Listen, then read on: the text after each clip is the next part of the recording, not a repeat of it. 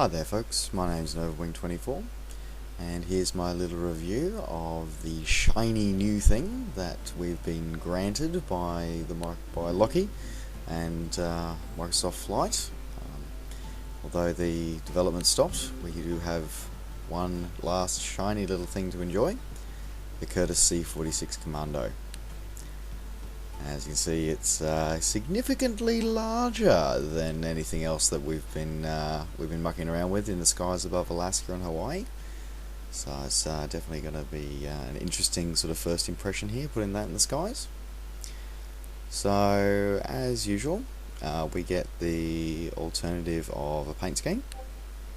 So in addition to the sort of traditional US Army colours, we've also got the colour scheme of Everett's Air Cargo, which is based in Alaska. Nice colour scheme. I'm actually a little bit disappointed because the aircraft in real life actually has some nice little nose art of Dumbo on there, which is probably a reference to one of its nicknames of being a bit of a whale. So it's a bit of a shame that didn't make it on the aircraft. I'm sure it's some licensing problem, but either way, she looks impressive. So let's see how she flies. So let's just jump straight into it. Let's see what we can find here. So we got a hamburger, or we got some cargo, or here we are. Let's take old Mary out for a checkup, shall we? All right. I'll keep this flight nice and short for us so we can see what it's all about.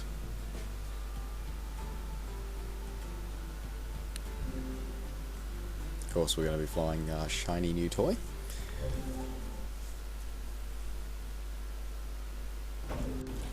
Thank you so much for flying us to this appointment today. The world Isn't that could just use more beautiful people scenery like as the you. engine start there? Are you ready to get in, John? Oh, we're taking John today, not Mary. Oh, there you go. Alright, so let's have a little look around the aircraft. So, as you can see, nice modelling again, like we see with all the flight aircraft. Now, unfortunately, it is a basic aircraft, not a deluxe, so we don't get the joys of the virtual cockpit.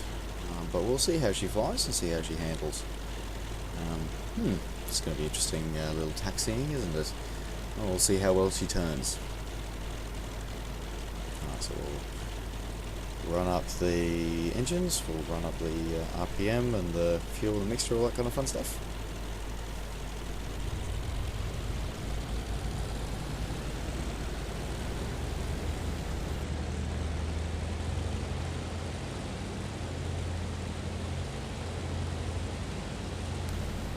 So we'll start moving, and wow, okay. I think we've got a really wide turning circle here, I think.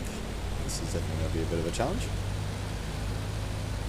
Alright, okay, well, so while I sort of navigate my way around those dreaded runway markers, so the C-46 had an interesting birth. It was originally designed to be a passenger airliner.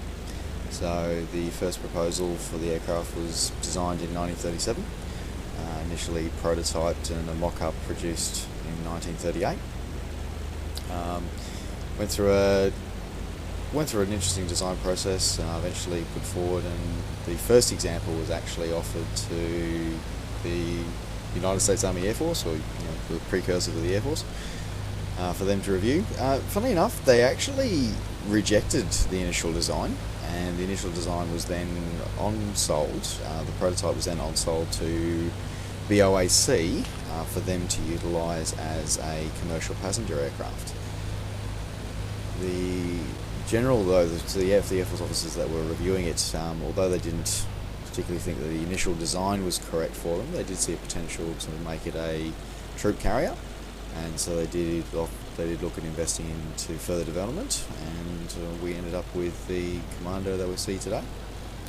In fact, the Commando's most infamous World Wartime exploits were over the hump route, ferrying supplies from India and the subcontinent up into China to resupply the Chinese forces against the Japanese there. So, very, very famous path there, and escorted at times by the Flying Tigers.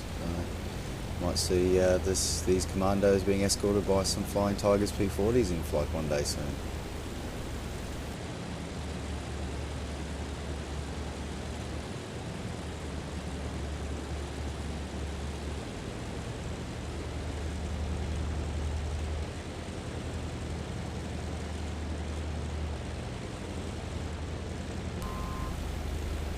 So still struggling away to taxi along there, enjoying the scenery as we do.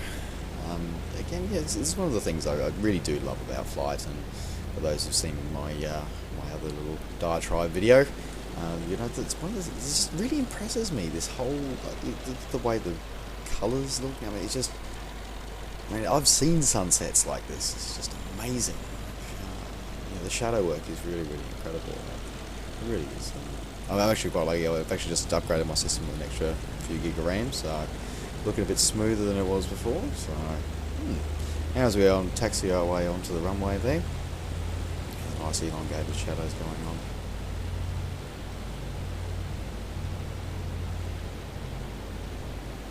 So far, first impressions. She behaves probably as pretty much as we would expect of a larger aircraft like this. She's got a horrible turning circle. So it's definitely very interesting to navigate some of these smaller airports, and I can only imagine what it's going to be like on some of these really small bush strips where there's not a lot of room to actually turn your aircraft around after you touch down. So that will be definitely for some interesting entertainment and insights coming up, I'm sure. Alright, so takeoff number 1. Let's taxi on to the end of the strip. Oh yeah, well I'm hoping I'll get you there safely too, mate. I haven't been type certified yet, so this should be interesting. Alright, let's line up on runway 1 left, and let's see what happens.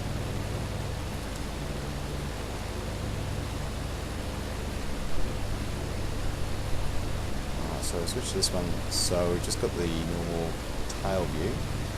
Now, because it is a larger aircraft, it looks like they have put the field of view back a bit further, so that could be interesting.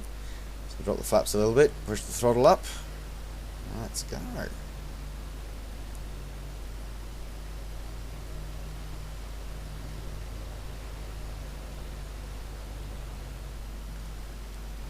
So the tail's lifting fairly early on. That goes with its specs of having a fairly short takeoff distance. Cruise it a bit. So you can see from this shot with the plan view that there's a reason why a lot of comparisons do get made between the Commando and the C-47 Dakota or DC-3, as it is known in civilian life. They're very similar wing plan and wing shape. The engines though in the Commando are a lot heavier and they're a lot more powerful, so they do offer a better climb ratio. In its service life, it was plagued by quite a few issues, often being referred to as the whale or the Curtis calamity. But to the engineering crews that worked on them, it was pretty much known as the plumber's nightmare, due to some of the rather ineffective and inefficient ways that the internals were actually designed and produced. This actually caused a lot of issues with the aircraft, including that often caused fuel leaks, which actually pooled, and so there'd be small fuel leaks throughout the pipes and from the engines would actually pool in the wing roots. Later on, this would actually be deemed to be one of the key factors in the loss of several aircraft, over 30 in fact, from mid-air explosions, from onboard fires, because the fuel that may have, was these small fuel leaks that were coming out of the fuel tanks and out of the piping were actually pooling in the wing roots, because there was no way for them to actually be vented out of the aircraft. And then a small spark or a small arc from some of the electrical wiring, you simply set it off, and very large, very loud explosion, and very small pieces remaining of an aircraft. So it was plagued with quite a few issues. One of the key reasons, of course, was the fact that it didn't get self-sealing fuel tanks like the C-47 did, but design oversight or flaw, or however we may see it, of course the benefit of 2020 hindsight and all that kind of fun stuff. Now the Commando did see a use after the war. So after the end of the Second World War, there was a surplus, quite a few surplus C-46 aircraft, but they were overlooked often after, behind the C-47s, behind the DC-3s. because the DC-3 was seen as a safer aircraft, partly due to its the self-sealing fuel tanks that were already fitted, and they didn't have to have an expensive retrofit to actually have that kind of features put in.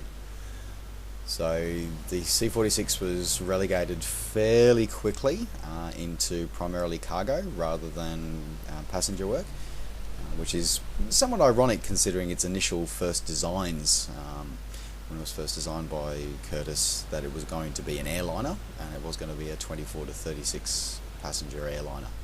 So it's kind of ironic that it got relegated out of its role by one of its competitors, and got relegated, as I said, very, very quickly to air cargo. Now, it was operated very successfully by many companies, including TWA, Pan Am, as well as a large number of independents as well. Just trying to think of what it is. There's Everett's air cargo, which is the one that we see, the other livery that we see in the game. There were quite a few others. Alaskan Airlines was another one. Capital Air, Civil Air Transport, infamous because of the fact that it's also probably more commonly known by its later name, Air America. So the spooks were using them in Vietnam and throughout Communist China to support various efforts during the Cold War. So they did sort of pick up a bit of a reputation through there. Of popularity through that, but overall she's an aircraft that continues to soldier on now into the 21st century, so well over 60 years after its design and introduction into service. They're still soldiering on. So Everett's Air Cargo does still operate one C-46, as I said, which is the one we get in the colour scheme. So I am looking forward to seeing how she lands, how she flies and how she lands. So far, she's pretty stable, pretty steady. It's probably something you'd expect from an aircraft that is fairly heavy. So it's very good. Trimming the aircraft in game is a bit tricky. It does get easier once you drop the propeller RPMs down. It gives you a bit more of a stable thing, so you can actually trim it a bit better. But the trim is a little finicky, so this will probably be make it be a lot easier for the guys who use the trim wheels, but yeah, I don't have one of those lovely little devices. So between all my babbling and the magic of video editing, so we've now reached finals. So we'll see how she lands. Yep, strong, nice strong headwind that we're coming in, or slight crosswind. So let's slow the throttle down a bit. Let's see how she handles. I'm very interested because in real life the design got given its rather large tail to actually give it better handling and better control at slower speeds. So I'll be very interested to see how she does handle at those lower speeds of landing. So we've got the gear down, we've got flaps down, coming through there. Heavy light showing us a bit low at the moment. Control that.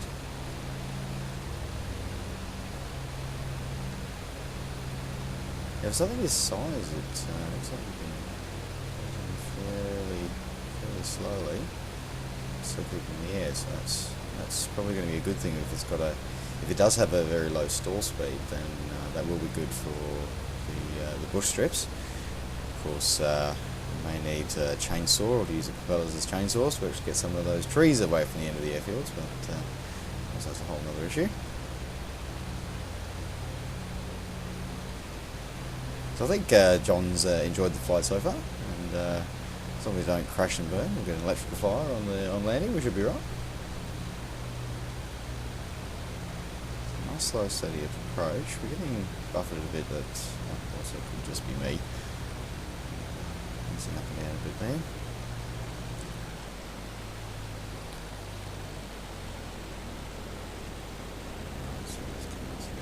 Nice and slow, nice and steady. Yeah, looks like that's a stall speed. We haven't actually had a stall on it yet. So when we get a bit closer.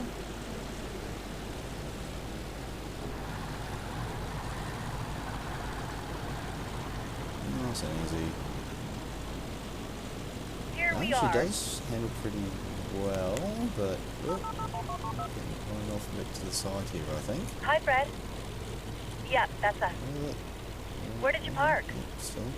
Oh, okay. See you in a few. Bye. Oops, a daisy. Almost off the side of the The airfield. van Okay, is parked near alright. the general aviation ramp. So, you know what? That was fun. That was interesting. First landing it, not bad. Obviously, could have been a lot better. Could have been a hell of a lot worse too. I think this for me could end up being very similar to the Corsair in Microsoft Flight. I found the Corsair to be a brilliantly well flight modelled aircraft.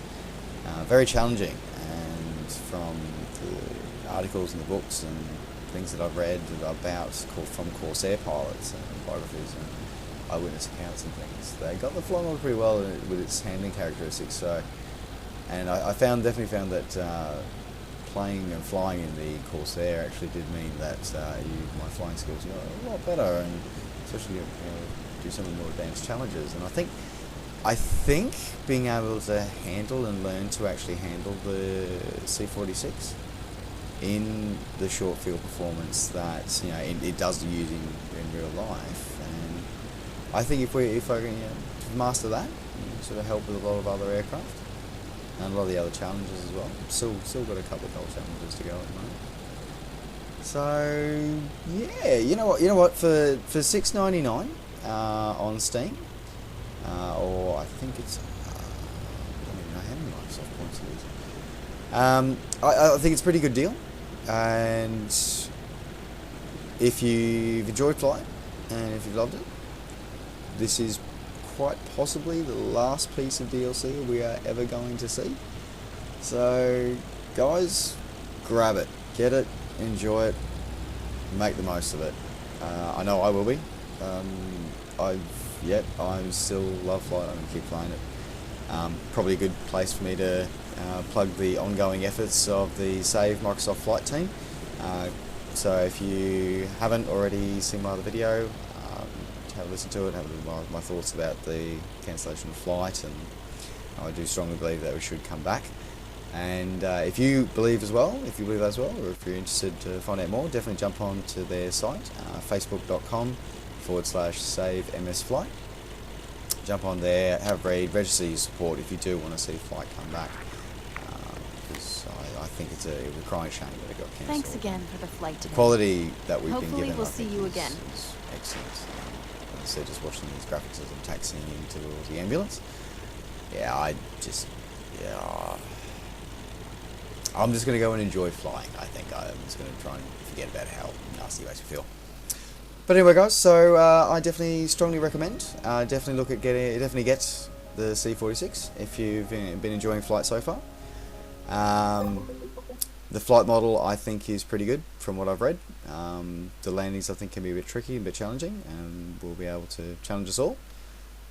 So yeah, for the price, you can't go wrong. I know it's not a virtual cockpit, but it's still a great piece of technology. And we'll go on that thought and on that beautiful scene just there, I bid you all adieu, and I look forward to seeing you all in the skies soon.